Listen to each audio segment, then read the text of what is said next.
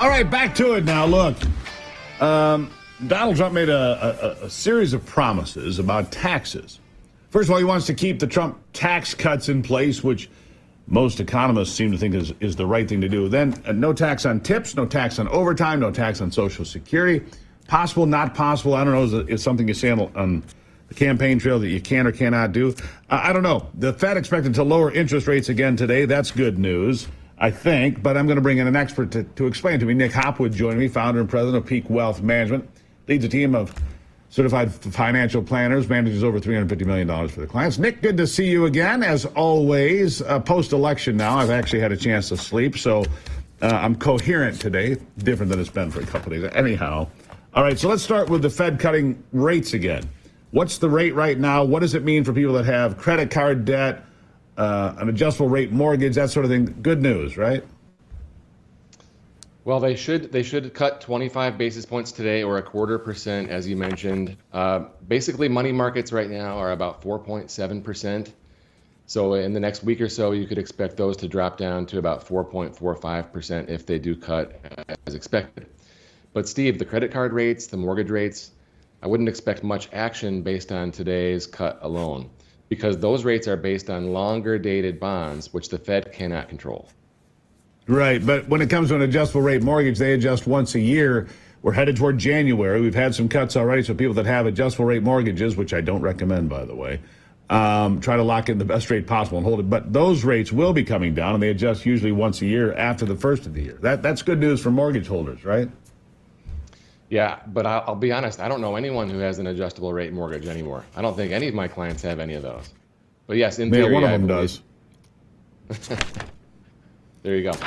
One of them does, I can assure you. Anyhow, let's talk about some of the other things on the to-do list. We were just talking about this.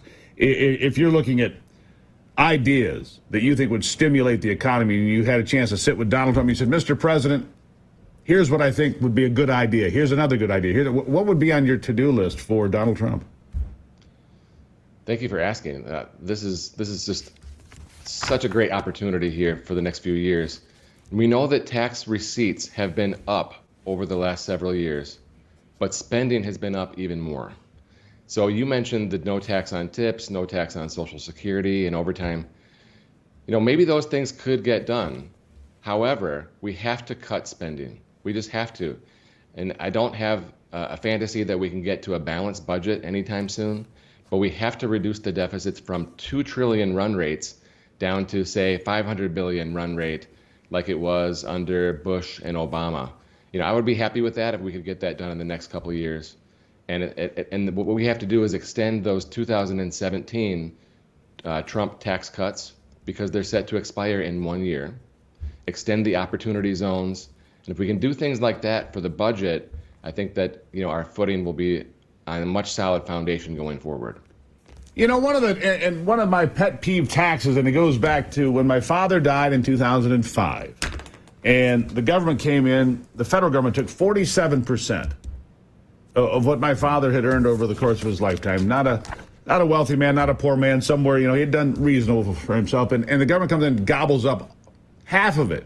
Almost. It's like 47% of the federal government took it, and then the state government took a little bite. By the time the smoke clears, less than half of what he had worked for was left to divide among the people that he wanted to have it. And I'm not bitter, because it's ridiculous to me. And so one of the things that I really hate is the death tax, Nick. Could we address that? Yeah, I don't like it either. And as it stands right now, based on the 2017 Trump tax cuts, the estate tax is, the exemption is extremely high. So most Americans are not subject to that. But again, at the end of 25, the tax cuts expire, and so those exemptions are coming way down. I think what they should do is extend those higher exemptions as they did in 2017. So I'm with you 100%. Yeah. What other places? We talked about no tax on tips and overtime and Social Security. What about, here's something we talked about in the break, and this is something we talked about previously, you and I.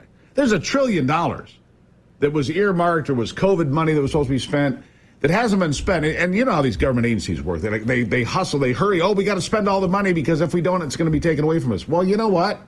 Let it be taken away. Elon Musk is going to come in with his accountability department and figure out what's efficient and what's not. And I certainly hope that happens.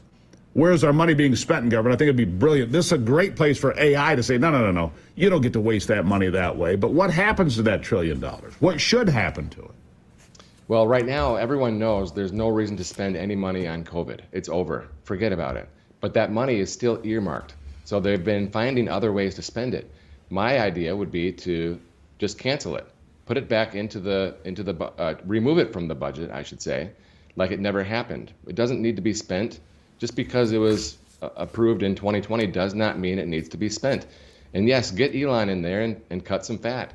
You know, we don't need to be hiring 40,000 government workers, new jobs each month.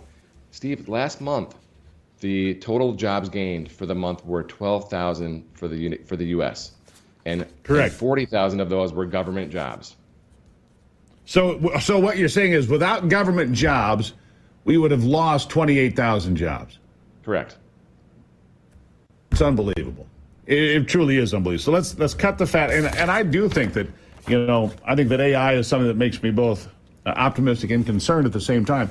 But this is a place where AI can come in and, analyze, remove waste, get rid of the garbage, stop taking $1 trillion and buying, pet projects. That's what we need to stop doing.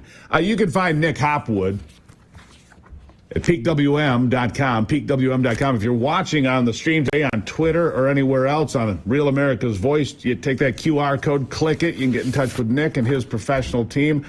If you need a second opinion, today is the day to do it. Interest rates are coming down, optimism is going up, everything looks pretty good. Nick Hopwood, thank you for being here as always, my friend. Thank you, Steve. Really appreciate it. There it is, Nick Hopwood, everybody. If you could sit down with the president, give him a to-do list, what would be on your list? Email it to me. Go to stevegruber.com, send me an email, or go right on Twitter, follow me on Twitter, and send me a note. Might read it right here on the air. I'll be right back.